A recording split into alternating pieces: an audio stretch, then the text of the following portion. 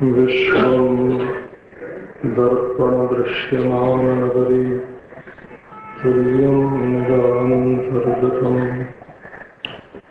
पश्यन् आत्मनिमायया बहिर्बोधभूत यथा यः साक्षात् कुरुते प्रबोधसमये स्वात्मानमेवात्मयम् तस्मै श्रीगुरुमूर्तये नमः श्रीदक्षिणामूर्तये।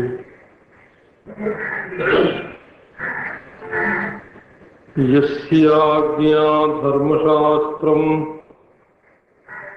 सहजशुचिकथा ब्रह्मविद्यानवद्या ध्यानं सर्वात्मभानं स्थिरचरहितकृच्छेमुषि शान्तिभूषा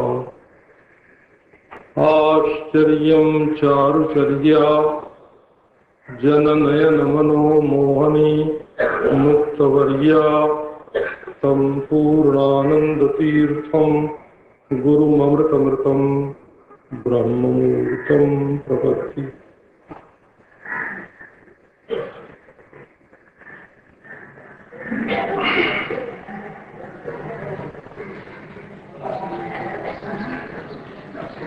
मैंने पहले कहीं पढ़ा था कि विदेशों में एक घोड़ा शिक्षित किया गया,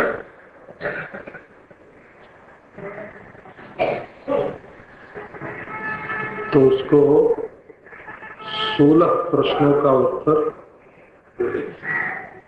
देना आता था। 16 शब्द उसको याद थे ऐसे कि उनका उच्चारण किया जाए, 16 प्रश्न उससे किए जाए तो अपने पांव से धरती पर लिख के उन प्रश्नों का उत्तर दे सकता था। इतना सुशिक्षित था। हम वेदांती लोग भी इतने सुशिक्षित हैं कि 15-16 शब्द याद रखते हैं और उन्हीं में सब प्रश्नों का उत्तर दे देते हैं। और कोई कह दे कि छोड़ दो,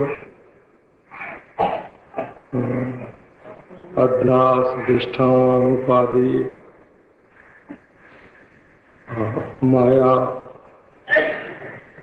अधिकरण, अवच्छेदक, अवच्छिन्न, कोई 15-16 शब्द छोड़ दो तो ठन ठन पाल हो जाता है।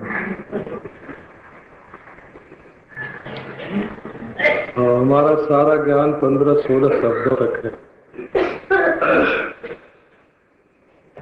तो घुमा फिरा के उन्हीं को बोलते रहते हैं और हमारी भाषा समझ लो तब तो हमारी बात समझ में आएगी,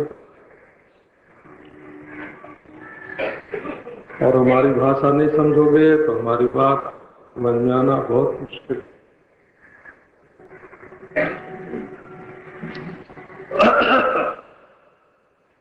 सुनो, एक घोड़े की बात पर एक और घोड़े की बात।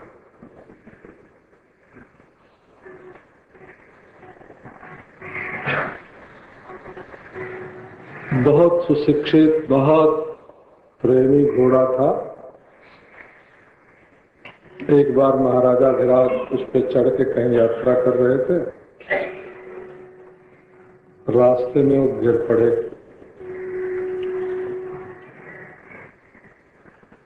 चोट लग गई, वो बेचारे फिर उठ के घोड़े पर चढ़ नहीं सकते थे। इतना सुशिक्षित घोड़ा था कि वो बैठ गया,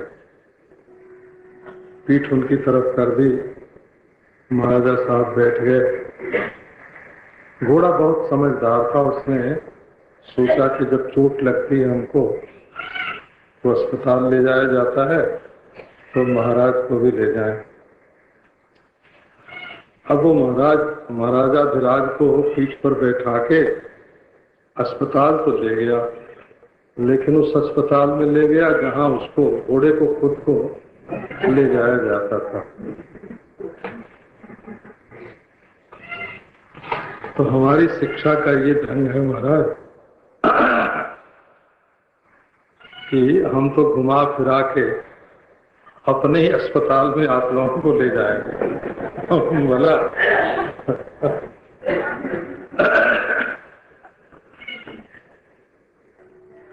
तो वही 15-16 शब्द और वही अस्पताल और जहाँ घोड़े की चिकित्सा होती है वहीं चलना पड़ता है। आओ आपको गीता में कल ये बात सुनाई थी, पूजा, उपासना, भक्ति, समर्पण, प्रपत्ति और शरणागति, इन शब्दों के अर्थ में, अभिप्राय में कैसे कैसे फर्क पड़ता है।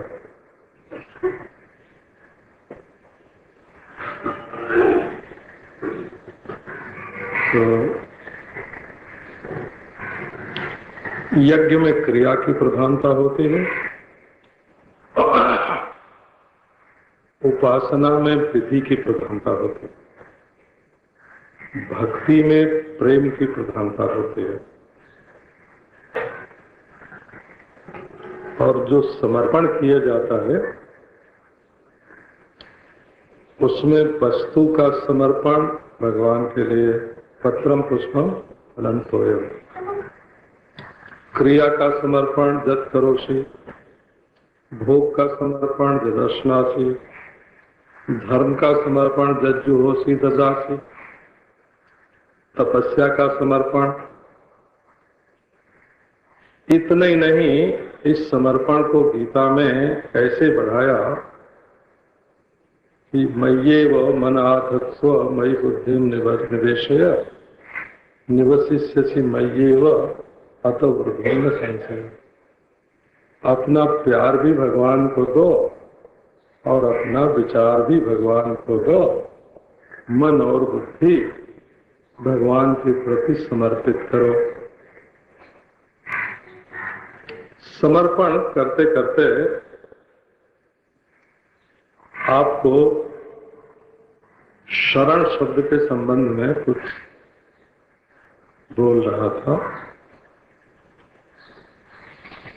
तो और सब साधना, समर्पण भी एक साधना है, परंतु शरणागति जो है इसमें उपाय और उपेय, साधन और साध्य दोनों एक है। उसमें ये बात आपको सुनाई थी कि शरण एक तो स्वयं भगवान है, गतिर भर्ता प्रभु साक्षी निवास शरणम सुहृत। तो शरण भी भगवान है और शरणागति भी भगवान है। वही उपाय है, वही उपेय है, वही प्राप्य है और वही प्राप्ति के साधन है। इस तरह शरणागति कोई कर्ता के अधीन रहने वाली और की जाने वाली साधना नहीं है। इसमें तो स्वयं भगवान ही शरणागत भक्त का कल्याण करे। अब ये सुनने के बाद भी यद्यपि ये ज्ञान गुह्यतर है, गीता में गुह्य, गुह्यतर, राजगुह्य, सर्वगुह्यतम ऐसे अनेक शब्दों का प्रयोग हुआ है। गुह्य माने गोपनीय, रहस्य,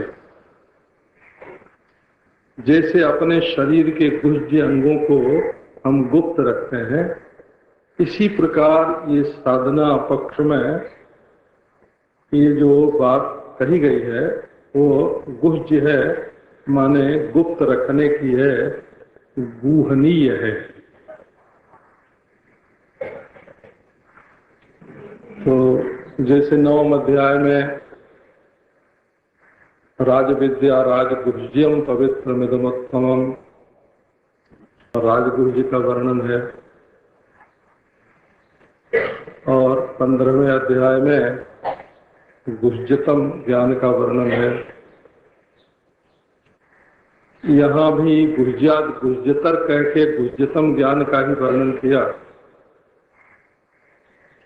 परंतु सब कुछ होने पर भी अर्जुन का मन प्रसन्न नहीं हुआ और वो निश्चिंत नहीं हुआ।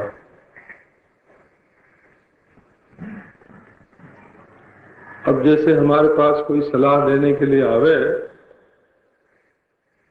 और हम उसको कहें देखो तुम अपनी बुद्धि से सोच विचार के ये काम करना, तो ये हो गया क्या, बुद्धौ शरण अन्विच्छ, अपनी बुद्धि की शरण लो, सोचो समझो, जिम्मेवारी तुम्हारी, विचार के काम करो। और बोले महाराज हमारी समझ में तो नहीं आता है, हमारी बुद्धि काम नहीं करती है, तो उसको कहा कि अच्छा, एक बहुत समझदार सज्जन हमारे पड़ोस में रहते हैं, या वहाँ जंगल में रहते हैं, पहाड़ पर रहते हैं, उनके पास चले जाओ और उनसे सलाह ले लो। तो ये दूसरी बात जो भगवान ने कही, तमेव शरणं गच्छ सर्वभावेन भारत, उसी अंतर्यामी की शरण में जाओ जो परोक्ष रूप से तुम्हारे हृदय में रहकर बुद्धि से भी अंतर्यामी, बुद्धि का भी अंतर्यामी रह करके तुम्हें प्रेरणा देता है, सबको प्रेरणा देता है, तुमको प्रेरणा देता है, तुम उसी की शरण में जाओ। एक बार मैंने देखा श्री उड़िया बाबा जी महाराज के पास कोई सज्जन आए और उन्होंने कहा हमको अपना शिष्य बनाओ। बाबा ने कहा हम शिष्य विष्य नहीं बनाते हैं। तो वो अनशन करके बैठ गए, 5 दिन तक कर्णवास की कुटिया के पीछे बैठ के अनशन करते रहे। बाबा उनके पास गए और बोले देख, मैं तेरे जन्म जन्म की बात जानता हूँ, मैं तेरा गुरु नहीं हूँ, तेरे गुरु तो वो अमुक व्यक्ति बता दिया, अमुक व्यक्ति के पास जाओ, वो तेरे गुरु हैं। अब हम लोग तो वेदांती इस बात पर कोई विशेष आस्था नहीं, पूछा हमने कि क्यों बाबा उसको क्यों दूसरी जगह भेज दिया, हंस गए। अंततो गत्वा हुआ ये कि जाके जिसको बाबा ने बताया था उससे दीक्षा उसने ली, और दीक्षा लेने के बाद ऐसा विरोधी हुआ अपने गुरु जी का, अब वो फिर आवे बाबा के पास, और बाबा तो हंसे। तो भाई देखो, तुम्हारे मन में कहाँ विरोध छिपा हुआ है, कहाँ स्वार्थ छिपा हुआ है, इसको न तुम जानते हो न दूसरे लोग जानते हैं।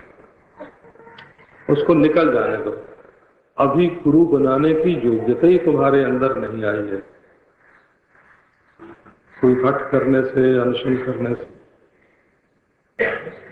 तो गुरु तो तब होता है ना जब बुद्धिर विकुंठिता नाथ समाप्ता मम युक्तया नान्यत किंचित विजानामि त्वमेव शरणम मम। हे स्वामी, मेरी बुद्धि विकुंठित हो गई, हमारी तलवार की धार मोटी पड़ गई, भोथर हो गई, और हमारे पास जितनी उक्ति जुक्ति थी सब समाप्त हो गई।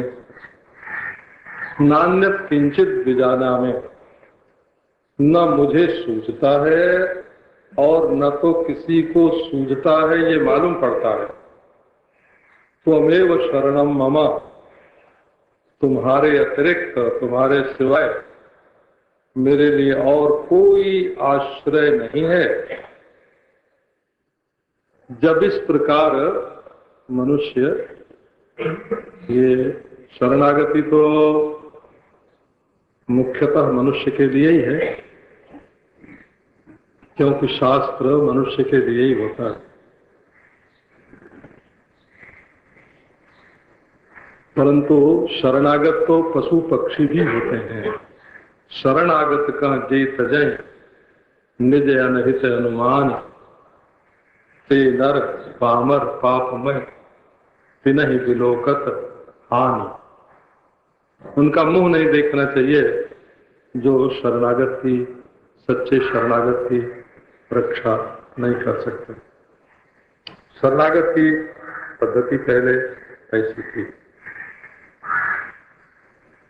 तब स्वयं श्री कृष्ण सामने बैठे हुए, जिनको अर्जुन पहले कह चुका है, परम ब्रह्म परम धाम पवित्रम परमम भगवान, वे श्री कृष्ण साक्षात जीवन रथ के सारथी के रूप में वृत हैं और अन्य सेना का, सैनिकों का परित्याग करके सारथी के रूप में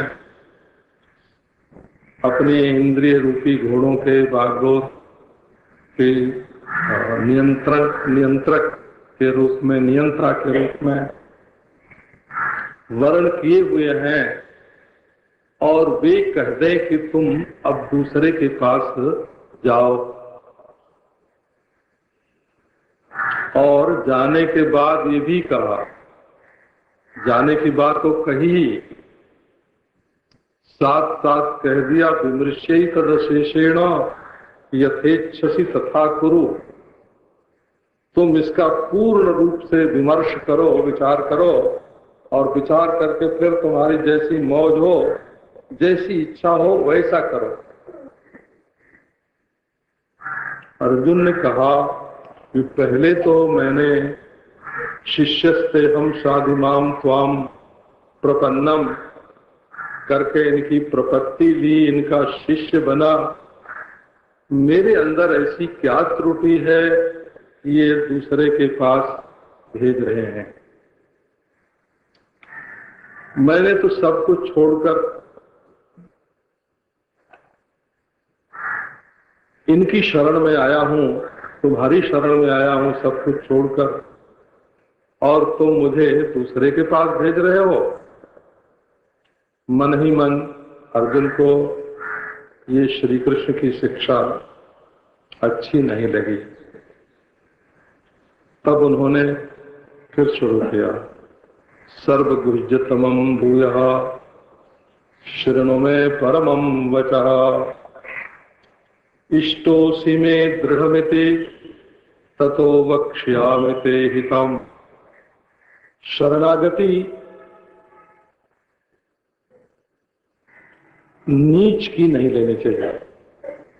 जो अपने से छोटा हो, नीच हो, उसकी शरण कभी नहीं लेनी चाहिए। शरण लेने के लिए सर्वज्ञ हो, माने हमारे हृदय की जानता हो, और सर्वशक्ति हो। संस्कृत में सर्वशक्तिमान कहने की आवश्यकता नहीं है। सर्वाशक्ति यस्य तत् सर्वशक्ति, बहुव्रीहि से काम चल जाता है। तो फिर तद्धित करने की जरूरत नहीं है। हिंदी में तो सर्वशक्तिमान बोलते हैं और अब तो संस्कृत में भी चलने लगा है, पर अनावश्यक है। तो हमारे दिल की जानता हो, सर्वज्ञ हो और उसको पूरी करने की शक्ति रखता हो, सर्वशक्ति हो, और इतना दयालु हो, इतना कोमल हृदय हो कि उसको पूर्ण किए बिना रह न सकता हो।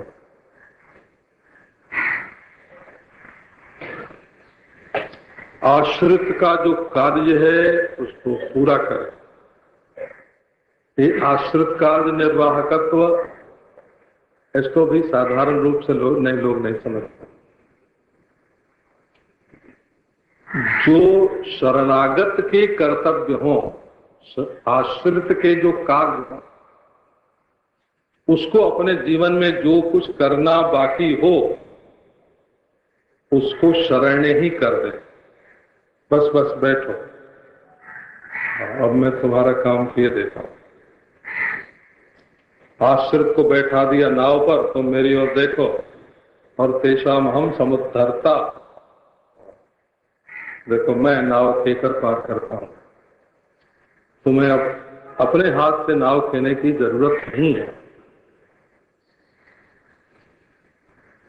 और आश्रयण सौकर्यापादक हो, अपने पास आने में, आश्रय लेने में, शरण लेने में सहायक। तो शरणागत के प्रति ये कह देना कि तुम उनके पास जाओ, उनकी शरण ग्रहण करो और फिर वहीं तुमको शांति मिलेगी, स्थान मिलेगा, और तुम स्वयं विचार करके काम करो। शरणागत के प्रति इस प्रकार के वचन उचित नहीं होते हैं। आपको पहले ही सुनाया था कि भगवान का करें भजन और उनसे मांगे दूसरी चीज। हे भगवान, हम तुम्हारी भक्ति करते हैं और हमारे यार की उम्र बढ़ा दो, बेटा दे दो, धन दे दो, इज्जत दे दो, हुकूमत दे दो।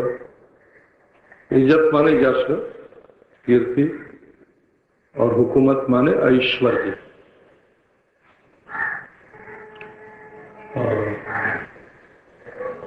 तो भक्ति करी भगवान की और उनसे मांगा दूसरी चीज, गलत हो गया, शरणागति नहीं हुई। अच्छा किया दूसरा काम, जप किया, तप किया, भजन किया, 3.5 करोड़ नाम जप किया, बोले कि अब इसके बदले में तुम हमको मिल जाओ। तो भगवान की कीमत बना दी। देखो, सत्यभामा ने श्री कृष्ण का दान कर दिया, आपने सुना होगा। नारद जी ने ऐसी पट्टी पढ़ाई, पर प्रत्यय नेय बुद्धि, पर प्रत्यय नेय बुद्धि। और नारद जी ने ऐसी पट्टी पढ़ाई सत्यभामा को कि उसने हाथ में जल, अक्षत, द्रव्य लेके श्री कृष्ण का हाथ पकड़ा और बोले, श्री कृष्ण मेरे होना कहाँ है? अच्छा, मैं तुम्हारा दान करती हूँ नारद जी को।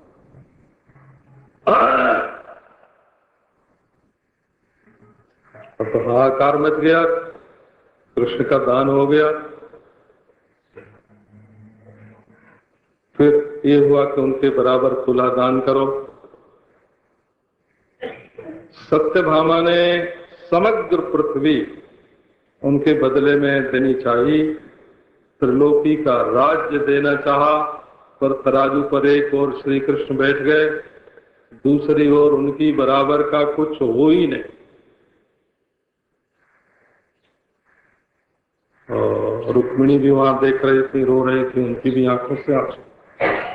और 16,000 पटरानियां रो रही थी, द्वारका वासी रो रहे थे, देवकी वसुदेव रो रहे थे।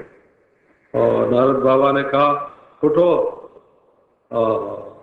हमारी वीणा लो अपने कंधे पर, अब दान में मिले हो, चेले बन के पीछे पीछे घूमो। और रुक्मिणी ने क्या किया कि तुलसी के एक पत्ते पर कृष्ण का नाम लिख के तराजू के दूसरे पल्ले पर रख दिया, और बिल्कुल बराबर, नाम और रूप में तो कोई फर्क होता नहीं। और नारद जी को मिला क्या, तो वही तुलसी का पत्ता, और कृष्ण रह गए ज्यों के त्यों। तो जब हम भगवान को किसी जप के, तप के, व्रत के, तीर्थ के बदले में लेना चाहते हैं कि हम इतना ये करेंगे और इसके बदले में भगवान मिल जाए, तो वो भगवान की उसमें इज्जत हतक हो जाती है। वो जिसके आधार पर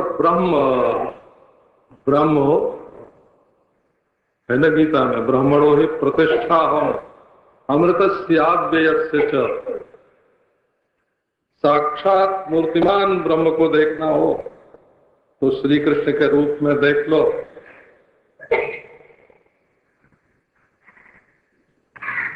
प्रतिष्ठति अस्याम इति प्रतिष्ठा। ब्रह्म कहाँ रहता है? ब्रह्म श्री कृष्ण में रहता है।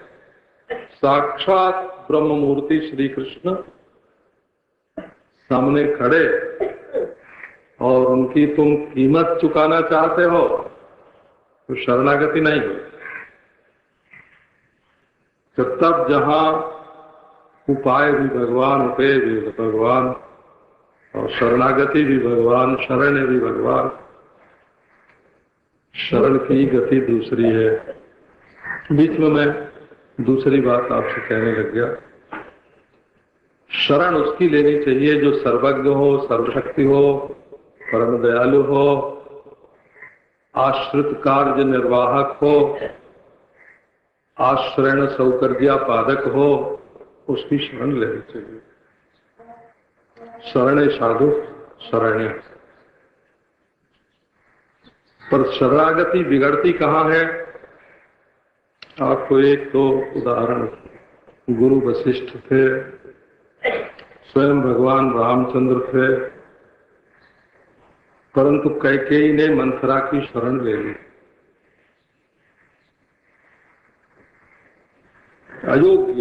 अयोग्य योजना हो गई। अच्छा, तू जो कहती है वही ठीक है, वही भला है, वही मैं करूंगी। लो, मंथरा की शरण लेके कैकेयी ने क्या पाया? विधवा हुई, रामचंद्र वन में गए, और भरत ने 14 बरस की तपस्या कर ली, अनाथ हो गए। अयोग्य की शरण नहीं लेनी चाहिए। दशरथ ने क्या किया?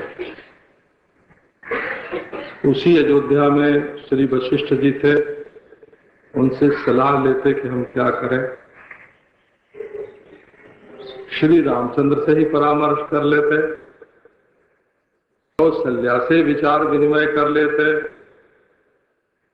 भरत जी को बुला के उनसे सलाह करते, परंतु कुछ नहीं, उन्होंने कैकेयी की शरण ले ली। दशरथ जी की सोची हुई एक भी बात पूरी नहीं हुई, मर जाना पड़ा। तो नीच शरणागति कभी सफल नहीं होती है। अच्छा, और लो, वाल्मीकि रामायण में लिखा है कि हनुमान जी के कहने से श्री रामचंद्र सुग्रीव के पास गए, और रामचंद्र ने सुग्रीव की शरणागति दी। ये बात आश्चर्य की है पर वाल्मीकि रामायण में स्पष्ट शरण शब्द का ही प्रयोग है। सुग्रीवम शरणं गतः। रामचरितमानस के प्रेमियों को ये शब्द अच्छा नहीं लगेगा, परंतु वाल्मीकि रामायण में यही शब्द है कि रामचंद्र सुग्रीव की शरण में गए। मित्र संप्राप्ति, रावण पर विजय प्राप्त करने के लिए एक मित्र की आवश्यकता थी, परंतु कहाँ राम कहाँ सुग्रीव, विमुख हो गया हो राम से सुग्रीव। अंत में धमका के और रामचंद्र ने लक्ष्मण से कहा, लक्ष्मण ने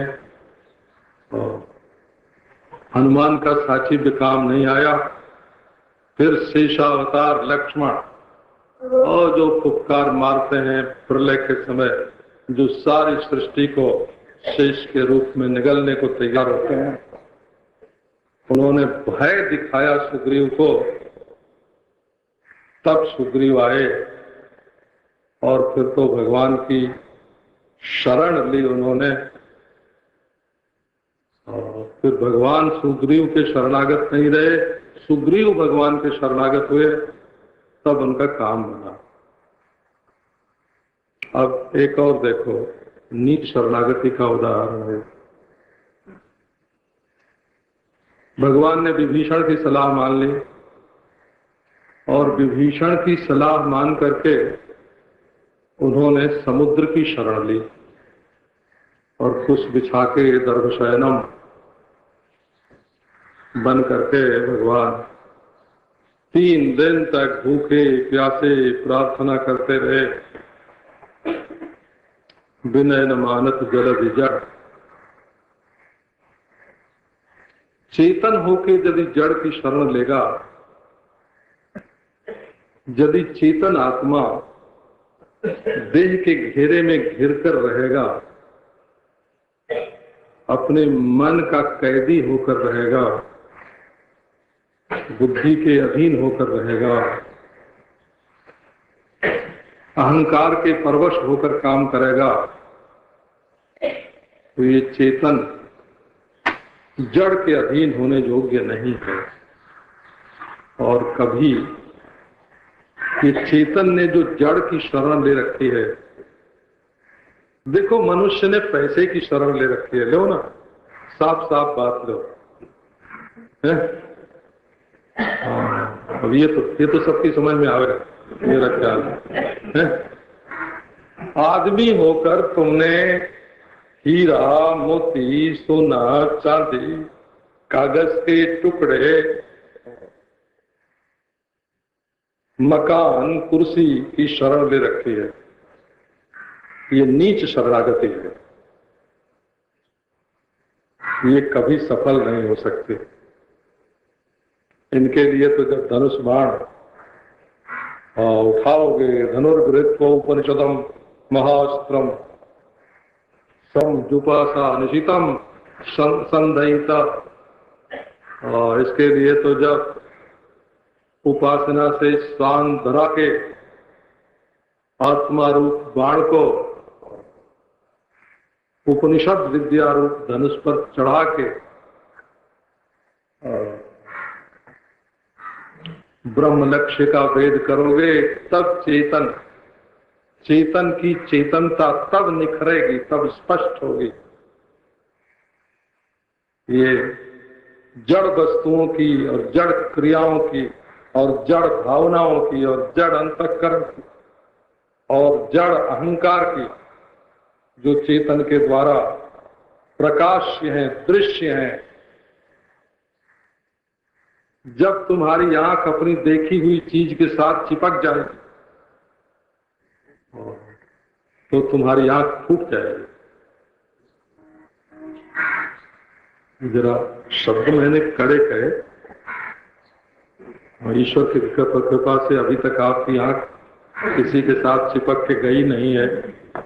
और यदि किसी की शकल सूरत देख के और उसी में चिपक जाए महाराज, तो आंख नहीं रहेगी, आप बिल्कुल अंधे हो जाएंगे।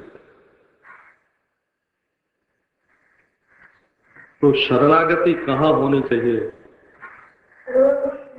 और समुद्र के लिए भी अंत में धनुष बाण ही उठाना पड़ा। तो शरणागति होनी चाहिए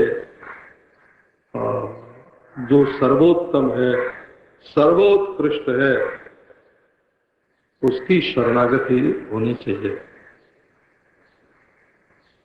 तो भगवान ने कहा भाई बात तो बहुत गुप्त है, सबसे छिपाने लायक है। सर्वगुह्यतमम भूया शृणु में परमम वचा। जो बात मैं कहने जा रहा हूं देखो आखिरी बात है। परमम वचा का अर्थ है, परमम माने आखिरी, निरुत्तर, लाजवाब, इसके बाद फिर कुछ बोलना मत। परमम वचा। तो महाराज अब तक क्यों नहीं बताया? अब तक इसलिए नहीं बताया कि सर्वगुह्यतम, ये तो बाबा सब गोपनीयों में गोपनीय है और सबसे गुप्त रखने योग्य बात है। ये कहना कि तुम मेरी शरण में आ जाओ, ये कोई मामूली मामूली आदमी से थोड़ी बोला जाओ। बहुत ही विश्वसनीय हो तब उसकी जिम्मेवारी, तब उसकी सारी जिम्मेवारी ले ली जाती है। और जहां वो चीजों के चक्कर में है, यार प्यार के चक्कर में है,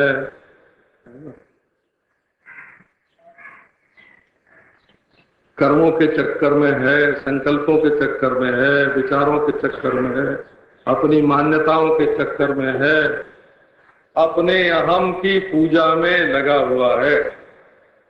हम जितनी पूजा पत्री करते हैं बाबू,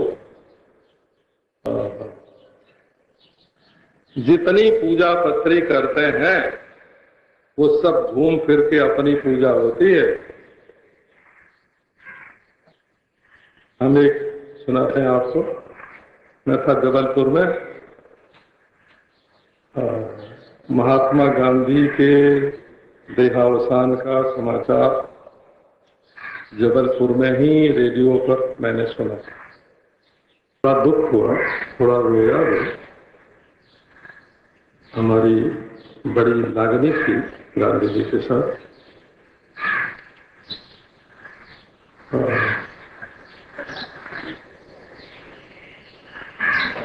शोक सभा भी उसी दिन, जो हमारी सभा होने वाली थी, जो व्याख्यान होने वाले थे, उनकी जगह शोक सभा हो गई। दूसरे दिन जब अखबार छप के आए तो मैंने खंडवा से छपे हुए एक अखबार में एक पन्ने की पूरी गांधी जी के संबंध में कविता पढ़ी। शोक संवेदना की कविता थी। उस समय हमारा दिमाग उलट गया। कभी कभी खोपड़ी उल्टी हो जाती है। हाँ। मैंने कहा कि जिस कवि ने ये कविता लिखी है गांधी जी की मृत्यु पर, उसको ये कविता लिख के सुख मिला होगा कि दुख हुआ होगा। वो कविता लिख के उसने गौरव का अनुभव किया होगा कि मैंने इतनी उत्तम कविता, इतनी श्रेष्ठ कविता गांधी जी के बारे में लिखी। वो गांधी जी पर श्रद्धांजलि या श्रद्धा पुष्प नहीं चढ़ा रहा था, वो अपनी कविता का सुख अनुभव कर रहा था। नारायण, ये अहम की पूजा जो है,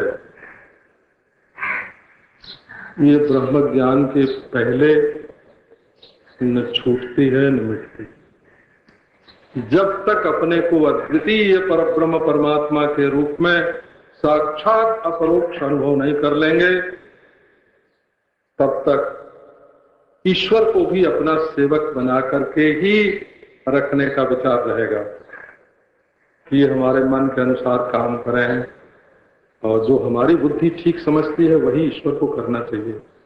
आज गर्मी डालनी चाहिए, आज ठंड डालनी चाहिए, आज वर्षा करनी चाहिए, वो तो ईश्वर जरा छिप गया आपसे है, नहीं तो सलाह देते देते आप कान खा जाते। शरणागति जो है वो मुख्यतः अहम का समर्पण है,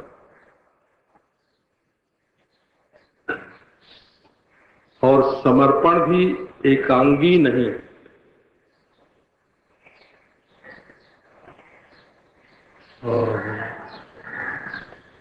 भगवान के द्वारा स्वीकृत समर्पण, समर्पण में तो अहम रहता है, हमने ये दिया, हमने ये दिया, हमने ये दिया। कभी कुछ नहीं दिया भाई, सब दी जाने वाली चीज से बड़ा होता है देने वाला। जब दे के देने वाला अलग रह गया तो दिया क्या? उसने झरी परी चीज अपनी, और जो उसके पास कहीं से आई थी और कहीं जाने वाली थी, बहती हुई नदी में से अपनी उंगली पर एक बूंद पानी लेके तुम्हारी ओर छिड़क दिया और बोले मैंने तुम्हारी पूजा कर दी। बाबा दान दाता लोग बुरा बुरा मत मानना हो। हाँ, जब हम बोलने लगते हैं तो ऐसे ही बोल देते हैं बोला।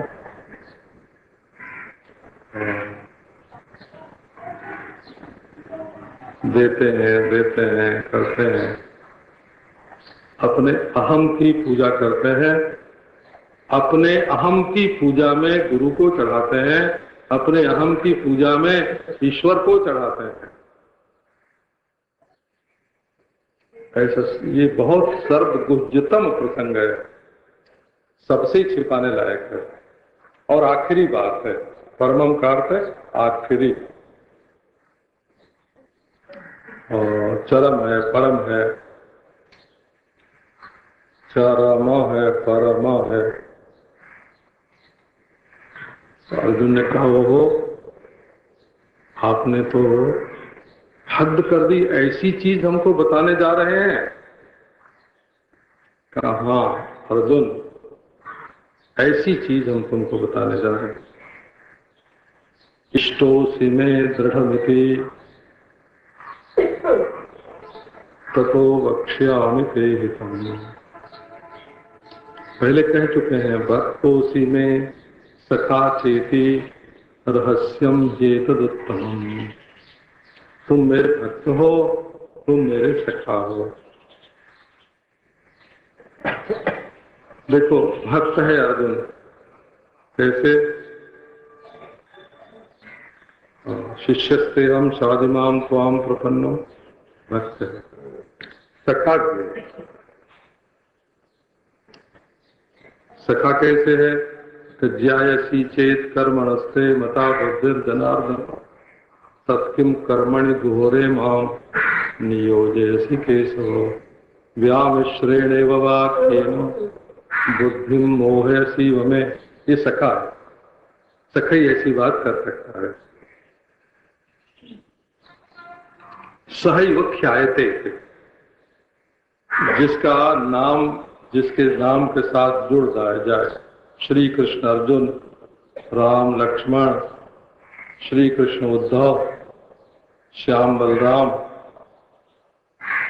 ख्याति, जिसकी ख्याति एक साथ हो गए उसका नाम होता है सखा। अच्छा, उस भक्त और सखा तो पहले कह दिया था, इसमें तो हद कर दी। आप देखें, इष्टोऽसि मे दृढ़मिति, तुम मेरे इष्ट हो। इष्ट शब्द का अर्थ तो आप जानते होंगे, आपके घर में कोई न कोई इष्ट देवता जरूर होंगे। इष्ट देवता माने जिसकी पूजा की जाती है, यजन किया जाता है, जो चाहा जाता है। इष्ट शब्द का दो अर्थ है, जिसके लिए हम सब कुछ बलि देने को तैयार, उसका नाम इष्ट। और जिसको हम सर्वात्मना चाहते हैं उसका नाम इष्ट। इशित का इष्ट है, इश इच्छार्थक धातु है, और यज्ञ का भी इष्ट है। यज्ञ धातु से भी इष्ट शब्द बनता है। और यह का संप्रसारण होती ही होगी। श्री कृष्ण कहते हैं दुनिया हमको इष्ट मानती है अर्जुन, और मैं तुमको अपना इष्ट मानता हूं। तो तुमको याद होगा, क्या याद है, और बलराम जी से विरोध करके हो, छिपा के बलराम जी के विरुद्ध और बदनामी उठा के अपनी बहन को अर्जुन के साथ भगा दिया। अद्भुत है ना। तुम मेरे इष्ट पते देव हिमवान शीरजे, आकाश फट के गिर जाए और हिमाचल टुकड़ा टुकड़ा हो जाए और समुद्र सूख जाए, परंतु न मे मोघम बचो भवेत्, मैं जो कहता हूं वो कभी मिथ्या होगा नहीं। यस्त्वाम द्वेष्टि स माम द्वेष्टि, यस्त्वामनु स मामनु। अर्जुन जो तुमसे द्वेष करता है वो मुझसे द्वेष करता है। अर्जुन जो तुम्हारे पीछे चलता है वो मेरे पीछे चलता है।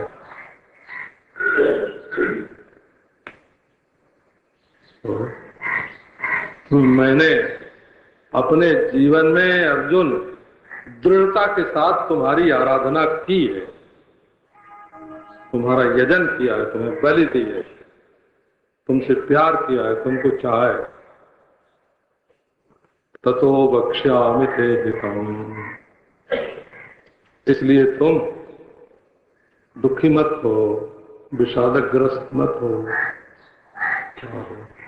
मैं तुम्हें बुद्धि,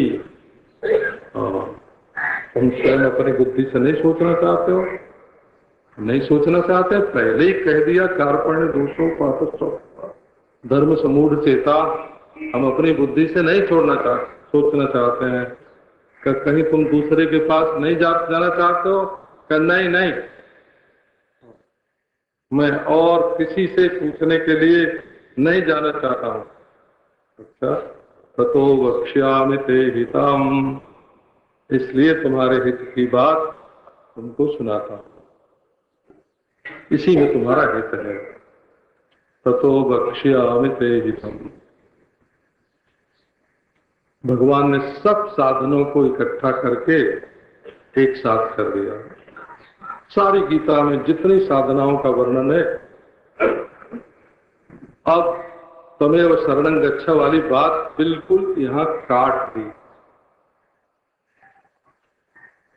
सच पूछो तो माम एकम शरणम व्रज से अन्य की शरणागति कट जाती है, और सर्वधर्मान परित्यज्य से सारी साधनाएं कट जाती। हम लोग गीता की चाहे जितनी व्याख्या करें, लंबी चौड़ी, अशोचानशोचस्त्वम से लेकर विमृश्ये तदशेषेण यथेच्छसि तथा कुरु, जितनी लंबी चौड़ी टीका करें, भाष्य करें, भगवान ने तो स्वयं अपनी कही जो थी, उसका स्वयं ही विरोध कर दिया। तो मैंने कुरान शरीफ में पढ़ा था कि खुदा ने मोहम्मद साहब के पास जो आयतें लिख के भेजी थी, उसमें लिख के भेजा था कि अब तक जितने पैगंबर हमने भेजे हैं और उनके द्वारा जितना पैगाम भेजा है, संदेश भेजा है, वो सब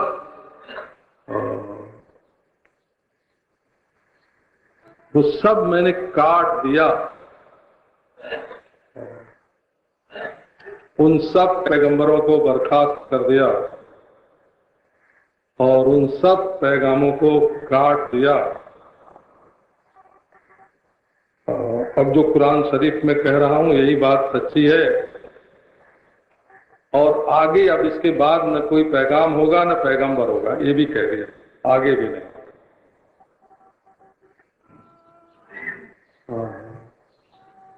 अद्भुत बात, अपनी कही हुई साधना और अपने बताए हुए साथ सबका निषेध। उस दिन सुनाया था ना भारतीय विद्या भवन में, यहां नहीं सुनाया था, बम्बई में महामहोपाध्याय अनंत कृष्ण शास्त्री का व्याख्यान हुआ, 7 दिन तक हुआ, यहीं की यूनिवर्सिटी के भी संस्कृत विभाग के अध्यक्ष थे। उन्होंने बताया जितना वेद शास्त्र पुराण इतिहास दर्शन जो कुछ शब्द के द्वारा प्रतिपाद्य तत्व है वो इति शब्द का व्याख्यान है। और नेति नेति जो वाक्य है श्रुति का, वो सब का निषेध कर देता है। इति न इति न इति न। और ये श्री कृष्ण का जो निषेध वाक्य है क्या, सर्वधर्मान परित्यज्य, ये निषेध वाक्य है।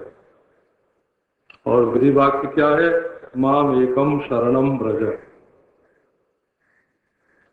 अच्छा, इसके लिए सर्व साधनाओं को समेटने का,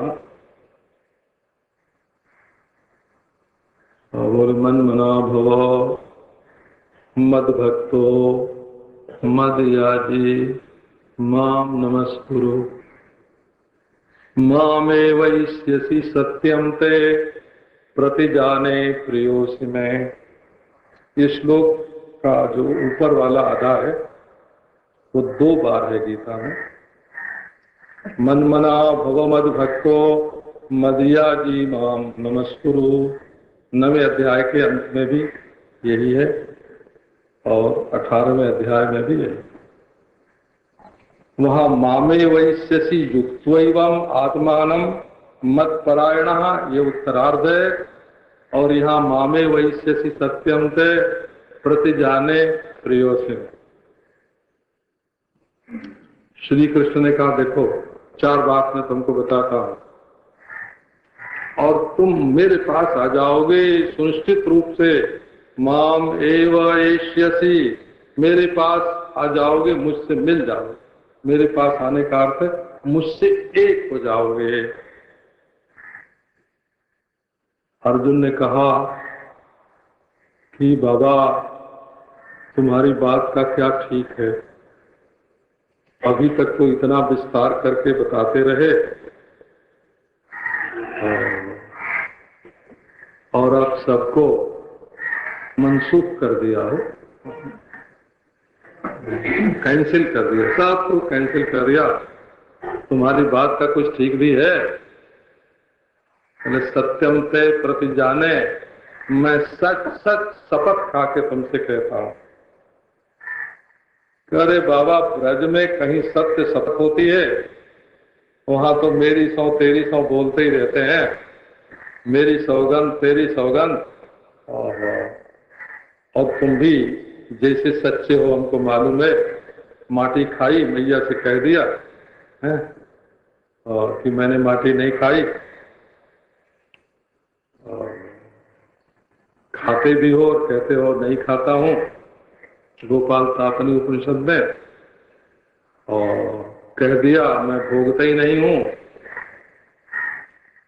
भोगते हुए दिखते हो और बोलते हो मैं भोगता नहीं हूं। बोले कि नहीं, कोई पराया हो तो बात दूसरी है, प्रियोसी में तुम तो अपने प्यारे हो, तुमसे मैं झूठ नहीं बोल सकता, अपने प्यारे से झूठ बोले तो गुरु से कपट, मित्र से चोरी, की होए निर्धन, की होए खोरी। मैं सच सच बोलता हूँ। तो बोले कि अच्छा क्या बोलते हो, बोलो। ये भागवत में इन्हीं श्लोकों की व्याख्या है। मया दृष्टान अपि स्वकान धर्मान संत्यज्य यः सर्वान् माम भजेत सतु सत्तमः।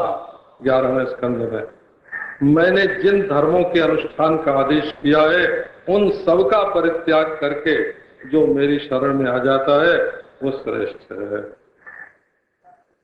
अरे ऐसे कह दिया उद्धव से।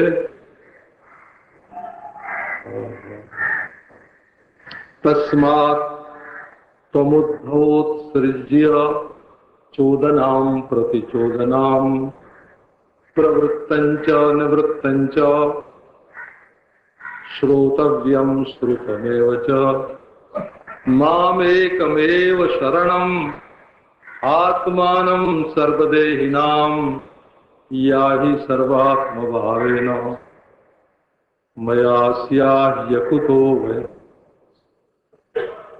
सब छोड़ो, प्रवृत्ति धर्म छोड़ो, निवृत्ति धर्म छोड़ो,